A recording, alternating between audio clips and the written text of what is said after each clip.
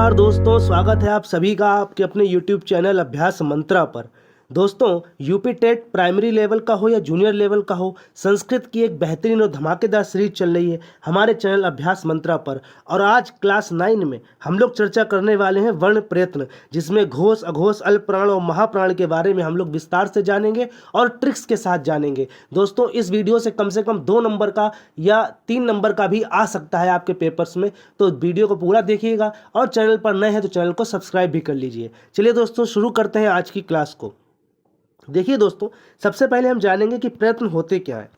तो बात की जाए अगर प्रयत्नों की, तो प्रयत्न क्या है? वर्णों को उच्चारण करने की चेष्टा जो होती है वही प्रयत्न होता है।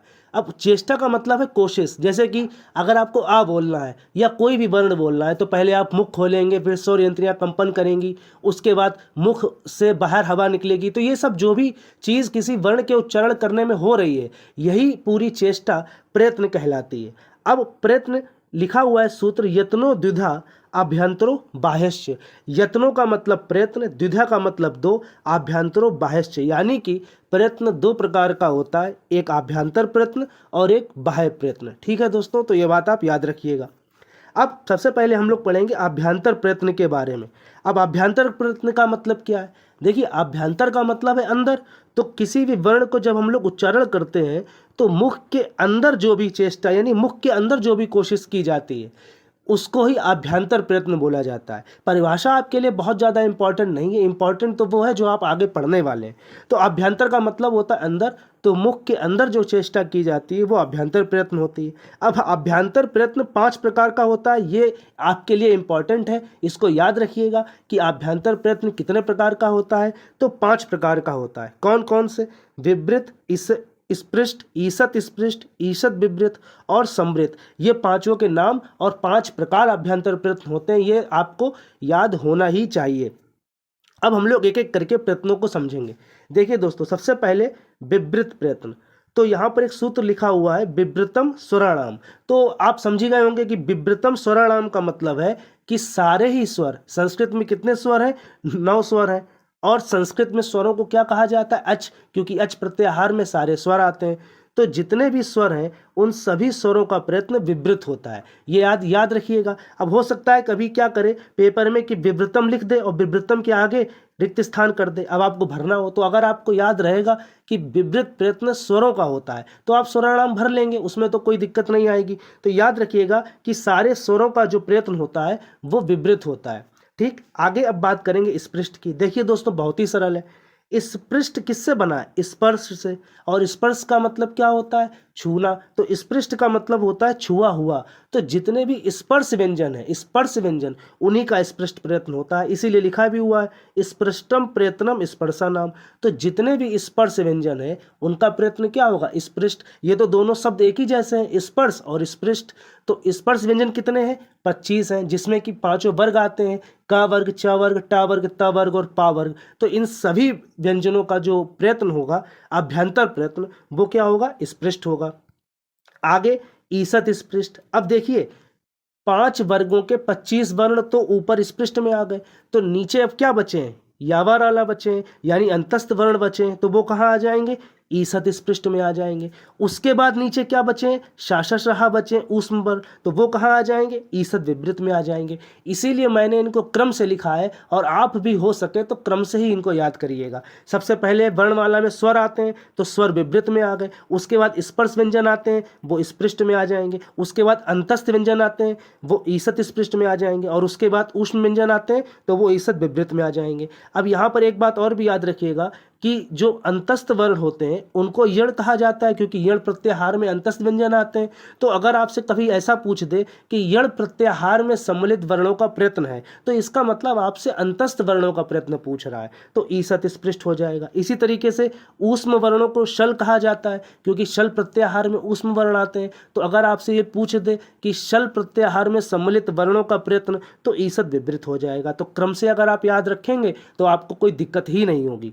अब आगे एक प्रयत्न बचता है संवृत। तो यहाँ पर एक बात इंपॉर्टेंट है, याद रखिएगा। मैंने आपको बताया कि सारे स्वरों का प्रयत्न जो होता है वो विवृत होता है, लेकिन अगर आ लिखा यानी ह्रस्व आ लिखा हुआ है, जिसको छोटा आ कह सकते हैं, अगर लिखा हो कि आ यानी कि ह्रस्व आ का प्रयोग की दृष्टि से प्रयत्न बताइए, ये जो सेंटेंस लिखा है, ये जो वाक्य लिखा है प्रयोग की दृष्टि से, तो अगर कभी ऐसा आ जाए तो वहां पर आपको समृद्ध बताना है। और अगर केवल ऐसा पूछे कि आ का प्रयत्न बताइए तो विवृत प्रयत्न आपको बताना ही बताना है। तो ये आभ्यंतर प्रयत्न 5 प्रकार के थे। अगर आपको कोई भी कंफ्यूजन हो तो कमेंट बॉक्स में आप जरूर लिखिएगा। अब हम लोग बात करेंगे बाह्य प्रयत्नों के बारे में।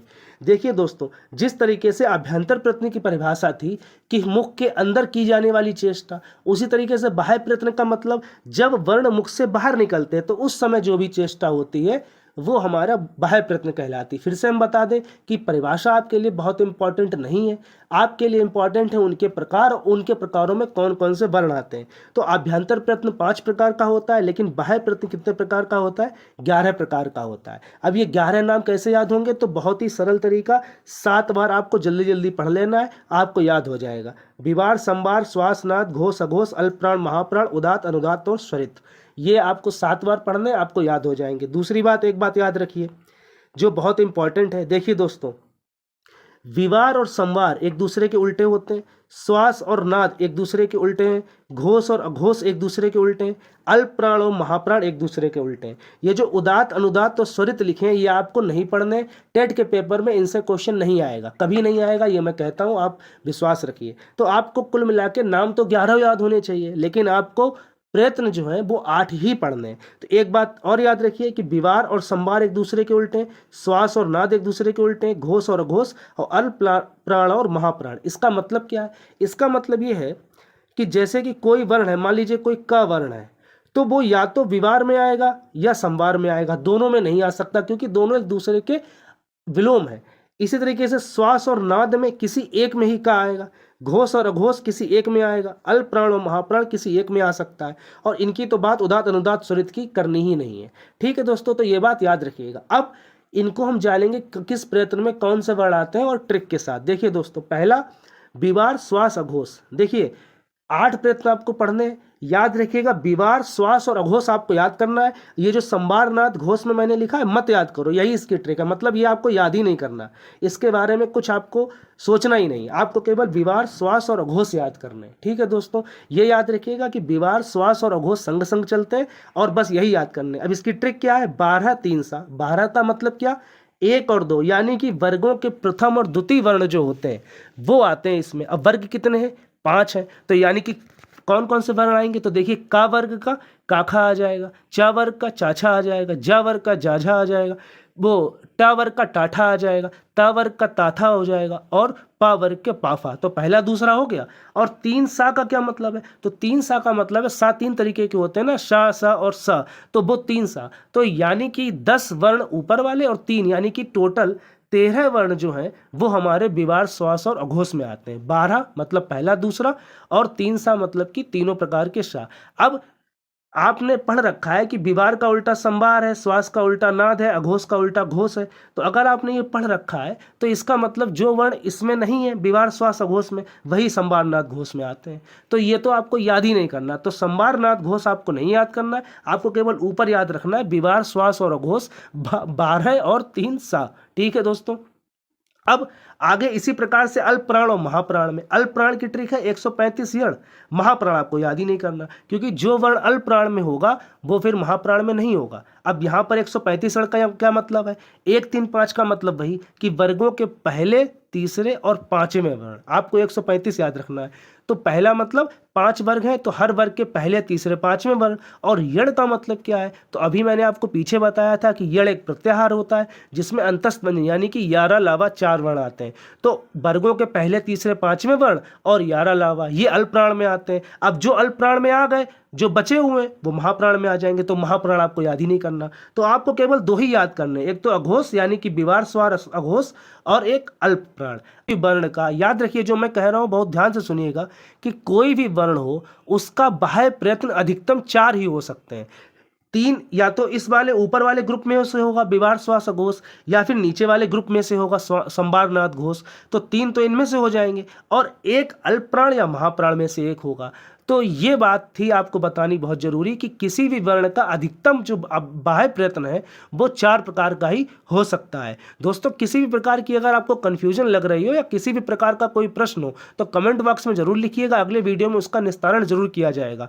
आज के वीडियो में दोस्तों इतना ही। उम्मीद है आपको वीडियो समझ में आया होगा, अच्छा लगा होगा। वीडियो को लाइक और शेयर ज़रूर कीजिए दोस्तों, और हमारे चैनल को सब्सक्राइब भी कर लीजिए। बहुत बहुत धन्यवाद दोस्तों।